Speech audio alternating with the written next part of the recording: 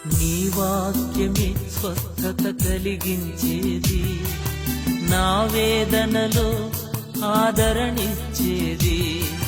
నీ వాక్యమే స్వస్థత కలిగించేది, నా వేదనలో ఆదరణిచ్చేది.